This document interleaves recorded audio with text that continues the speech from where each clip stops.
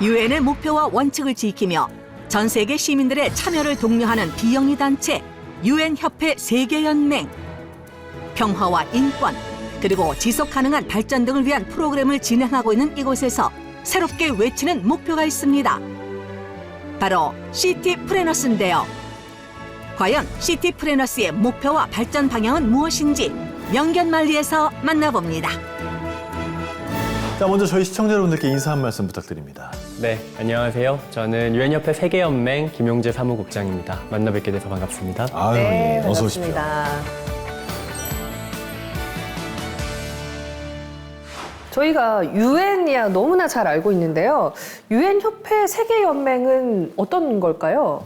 네, 저희 기구를 궁금해하시는 분들 뵙게 되면 항상 네. 어떻게 읽어야 하는지부터 저는 설명을 드리게 되는데요. WFUNA라고 이렇게 알파벳 약자로 읽는 분들도 계시고 저희는 편하게 우프나라고 우프나. 예. 우프나 뭐 하는 곳입니까? 우프나는 올해로 79주년을 맞는 오래된 국제기구입니다.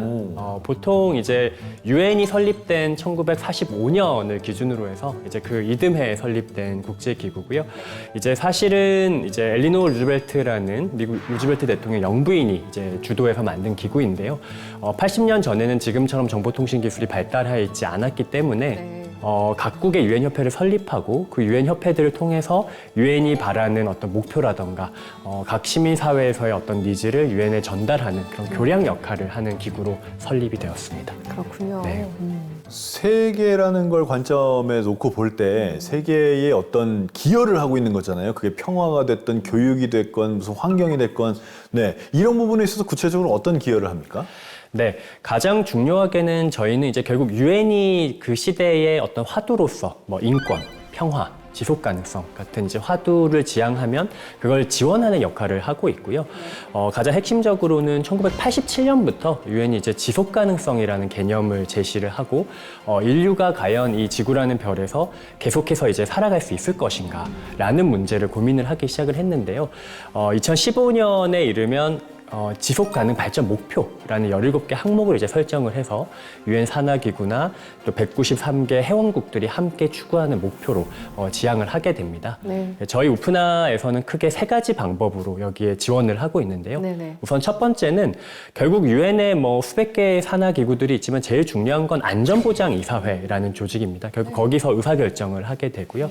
근데 거기에 결국은 5개 상임이사국이 거부권을 가지고 있어서 결국은 그들의 어떤 이해관계에 따라서 모든 결정이 좌지우지되는 이런 문제점이 있는데 이제 그런 것을 저희 우프나가 어떻게 보면 조금 더 바람직한 방향으로 갈 수 있도록 시민사회의 목소리를 더하고 감독하고 이제 이런 역할들을 하는 것이 첫 번째 기여 방법이고요. 네. 두 번째로는 저희가 미래 세대들을 위해서 여러 가지 활동을 하고 있습니다.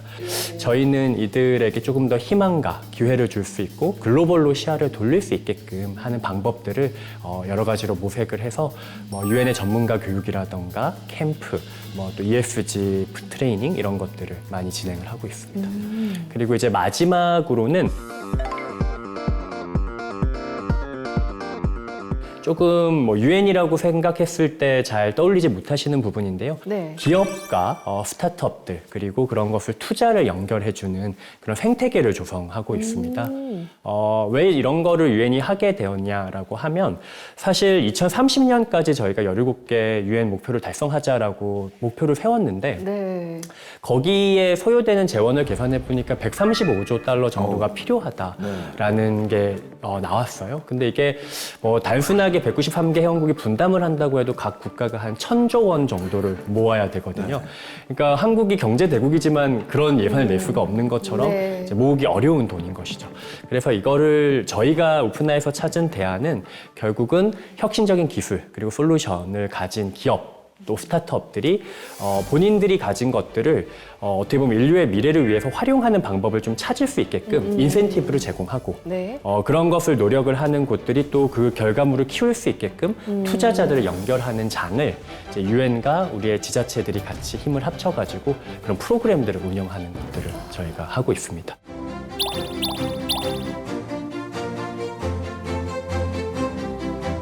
방금 말씀하신 게 시티프레너스라는 네. 프로젝트잖아요. 맞아요. 좀 자세히 설명해 주실까요? 네, 시티 플래너스는 시티, 도시 문제를 해결하는 앙트레프레너너, 기업가들이라는 표현을 합친 표현이고요. 저희는 이제 도시 혁신 챌린지 시티 플래너스 이런 표현을 사용하고 있습니다. 예. 가장 기본적인 모델은 결국은 지방자치 단체들이 어떻게 보면 자기 지역에서의 어떤 문제를 해결하고 싶은 도시 문제들이 있거든요. 네네. 이제 그런 것을 해결하기 위한 재원을 사실 그 일부의 재원을 넣는다고 그 해결이 뭐 수십 년 동안 안 돼 왔었죠. 이제 그렇지만 그런 예산을 내고 국제 기구들은 그러한 예산을 활용해서 혁신적인 기술을 가진 스타트업들을 뽑아서 그들이 자신들의 기술을 가지고 한번 도전해보게끔 하는 장을 마련해 줍니다. 그리고 그러한 장을 마련을 하면 벤처 캐피털 투자자들이 와서 야 이거는 잘 성공이 되면 큰 성과를 낼 수 있겠는데 투자해보자 라고 하는 어떻게 보면 장을 국제기구 이름으로 제공을 하는 것이고요. 그동안 정부나 뭐 지자체나 여러 가지 벤처기업들을 지원하는 그런 프로그램들은 많이 있었잖아요. 네네. 근데 그런 프로그램들하고 비교했을 때 이 시티 플래너스라는 프로그램은 어떤 차이점이 있는 건가요? 네, 굉장히 중요한 부분을 지적해 주셨는데요. 좀 대표적인 차이점이라고 하면 확장성이고요. 또 하나를 꼽자면 생존력입니다. 네. 도시라는 것은 한국에만 있는 독특한 것이 아니고 전 세계에 비슷한 형태로 존재를 하고 있고요. 이 도시에 거주하고 있는 인류의 숫자는 매년 급격히 또 늘어나고 있습니다. 예. 그래서 어느 한 도시에서 성공적인 솔루션을 만들어내면 전 세계 어디서든 그거를 좀 확장해 갈 수가 있고 네. 기업으로서는 그게 성장의 가능성이라고 볼 수도 있을 것이고요.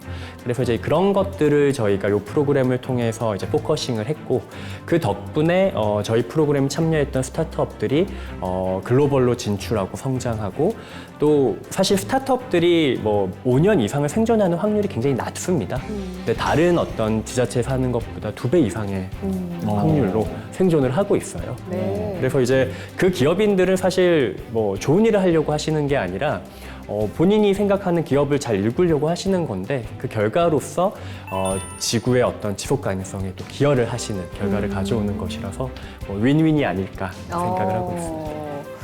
전 세계적으로 지금 현재 동일한 프로그램이 운영되고 있는 거잖아요. 그럼 선정 기준이 까다로울 것 같거든요. 뭐 어떤 기준이 있습니까? 그래서 때로는 이제 이런 프로그램 소개를 하고 나면 여러 대표님들께서 네. 저도 여기 협력하고 싶은데 뭐 어떻게 할 수 있나요? 네네네. 뭐 좀 잘 봐주세요라고 하시는데요. 사실 제가 결정권을 갖고 있는 것은 아니고요. 중요한 어떤 저희가 요건으로 보는 건 성장 가능성, 그리고 지속 가능 발전 목표에 대한 기여, 그리고 마지막으로 그 솔루션이 가진 혁신성을 보게 됩니다. 그렇게 선발을 하고 나면 2달 정도 이제 육성 워크숍을 진행을 합니다. 그래서 스타트업 운영이라던가 지적재산권 보호, 또 ESG 지표와 재무관리 등에 대한 좀 실질적인 지원을 해드리고 최종적으로는 글로벌 투자자들 앞에서 비즈니스 모델을 발표하는 발표회를 진행을 해서 최종 수상을 하게 되면 뭐 소정의 상금을 받게 되고요. 또한 오픈아가 매년 개최하는 와이즈 컨퍼런스라는 세미나가 있어요. 거기에 이제 참석을 해서 유엔 기관 관계자들이나 각국 정책 결정자들에게 본인의 아이템을 또 선보일 수 있는 기회도 제공을 하고 있습니다. 어휴, 크네요. 그러니까요. 네. 그러면 우프나는 이를 통해서 어떤 성과를 거뒀나요? 사실 성과를 또 제가 말씀드리면 너무 자랑을 하게 되는 것 자랑하셔도 같아요. 하셔야죠. 네. 근데 이제 2017년에 저희가 이 프로그램을 시작하고 이제 7년이 지나갔는데요. 유사한 프로그램을 다양한 이제 투자사들이라던가 지방자치단체들이 만들어서 유사한 프로그램들을 하고 있어요. 그래서 이게 어떻게 보면 이 모델이 적절하다라는 것이 어떻게 보면 사회적으로 이제 이렇게 퍼져나가고 있구나. 입증이 된 케이스인 거죠? 그런 네. 걸로 저희는 이제 생각을 해서 이제 의미 있는 일을 우리가 한 걸음을 발을 뗐다라는 생각을 하고 있습니다. 그럼 앞으로는 이 시티 플래너스를 어떤 식으로 키워나갈 생각입니까? 앞으로는 이런 지속 가능한 미래와 혁신에 관심이 있는 동남아시아 주요 도시 수도들이죠. 그리고 우리나라 안에 또 기초지방자치단체들도 사실 해외에 가면은 뭐 거의 수도급으로 큰 기초지자체들이 많습니다. 우리나라 도시가 좀 크죠? 맞습니다. 그리고 예산도 뭐 충분히 쓰실 수 있고요. 그래서 그런 의지가 있는 분들하고 저희가 지금 협의를 진행하고 있고요. 올해부터는 이제 그렇게 기초지자체, 동남아 주요 도시에서도 이 프로그램을 하는 것을 추진을 하고 있어서 아마 빠르면 상반기 중에 또 새로운 어떤 시티플래너스 런칭하는 소식을 들려드릴 수 있을 것 같습니다. 그러면 우프나의 미래에 대해서 한번 얘기를 해볼까요? 앞으로 어떤 방향으로 좀 발전시켜 나가고 싶으신지. 제가 최근에 어떤 책에서 본 문구 중에 인도의 시인 타고르가 이런 말을 했더라고요. 그러니까 그저 바라만 본다고 바다를 건널 수 있는 것은 아니다. 근데 제가 할 수 있는 일을 하다 보면 할 수 없었던 일들도 할 수 있게 되지 않을까. 우프나 혼자서 세상을 구할 수는 없겠지만 저희의 이런 작은 날개짓이 또 네. 세상을 바꾸는 바람을 일으켜 냈으면 좋겠다라고 생각하고 있습니다. 저희도 응원하도록 하겠습니다. 네. 좋은 말씀 감사합니다. 네, 오늘 유엔 협회 세계연맹 김용재 국장님 이야기 나눠봤습니다. 고맙습니다. 감사합니다.